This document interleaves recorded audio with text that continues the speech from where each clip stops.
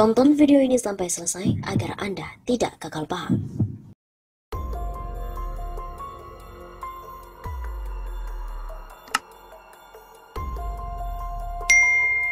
Wah, dikabarkan bakal ada isu Presiden 3 periode. Jika Jokowi 3 periode, maka PKI yang jingkrak-jingkrak. Baru-baru ini seperti dilansir dari Detikcom, Bapak Reformasi Indonesia, Profesor Dr. Muhammad Amin Rais melontarkan dugaan bahwa Jokowi akan mengusulkan pasal presiden boleh menjabat selama 3 periode. Keinginan ini jelas menabrak amanat reformasi 1998 yang membatasi masa jabatan presiden hanya 2 periode. Pernah dituliskan oleh penulis bahwa ada judul Waspada Agenda Besar Parlemen Indonesia periode 2019-2024, dan akhirnya tulisan tersebut viral, dimuat di beberapa situs berita online.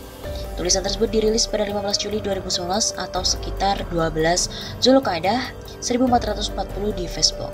Sekarang akun Facebooknya telah di-banned oleh pihak Facebook.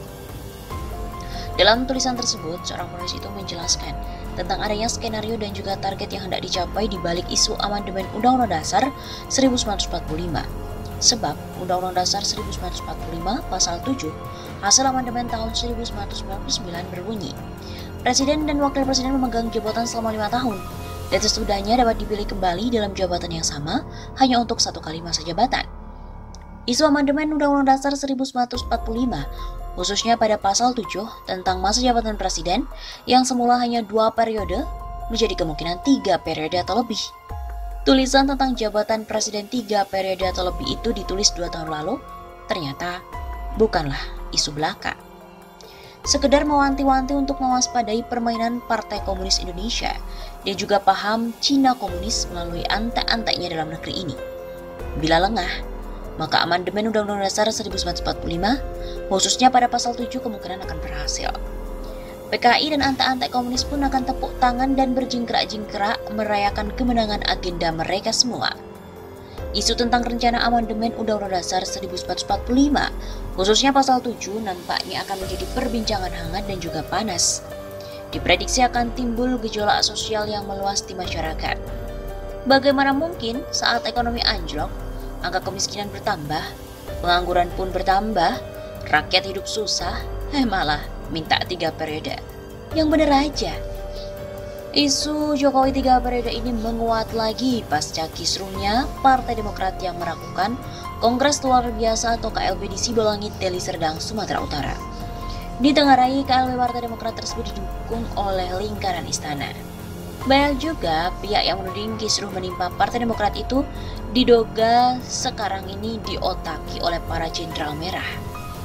Disinyalir Muldoko dan juga faksi yang tersingkir di Partai Demokrat beberapa tahun silam hanyalah pemain figuran saja. Pengendalinya yang sebenarnya adalah geng politik jenderal merah yang sangat berpengaruh.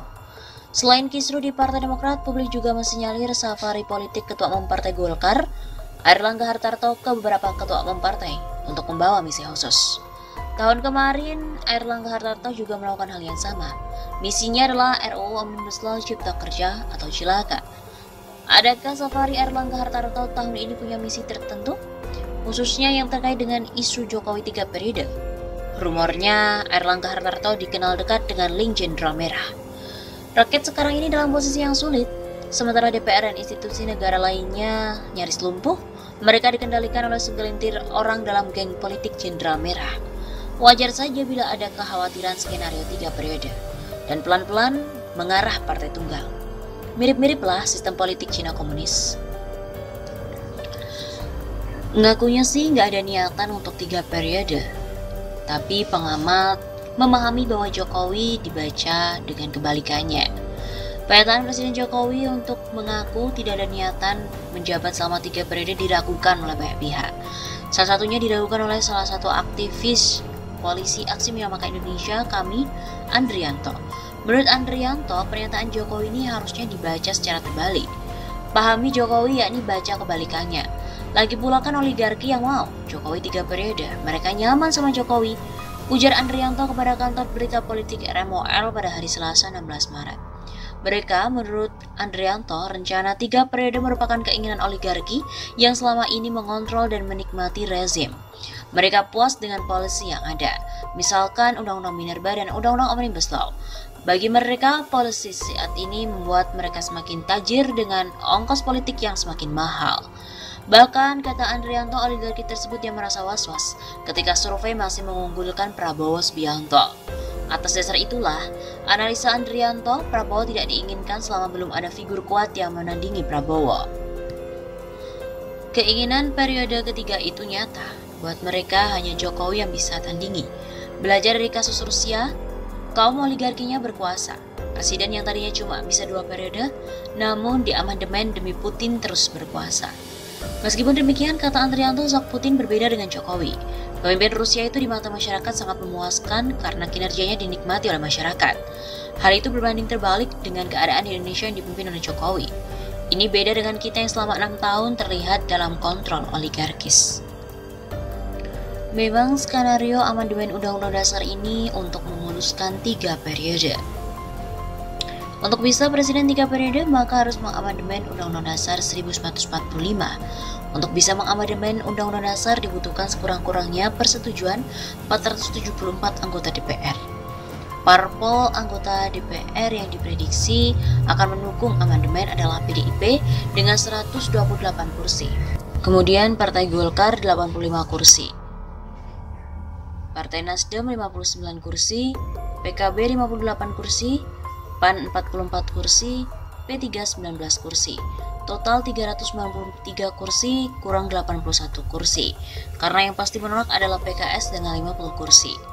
Suara Gerindra kemungkinan akan terpecah. Sebagian besar masih berharap Prabowo mencalonkan lagi dan pasti terganjal jika undang-undang diamandemen. Sebagian lain sudah nyaman di koalisi. Tawari jadi wapres beres. Masa jadi menteri mau, jadi wakil presiden gak mau? Lalu Partai Demokrat di mana? Partai ini bisa menerima, bisa menolak. Kalau amandemen sukses, mereka bisa calonkan SBY kembali. SBY bisa jadi lawan kuat bagi Pak D. Kalau amandemen gagal, ya cari calon lain. Apapun keputusan Demokrat di bawah kepemimpinan AHY menyetujui atau menolak amandemen, sama-sama tidak menguntungkan Pak D.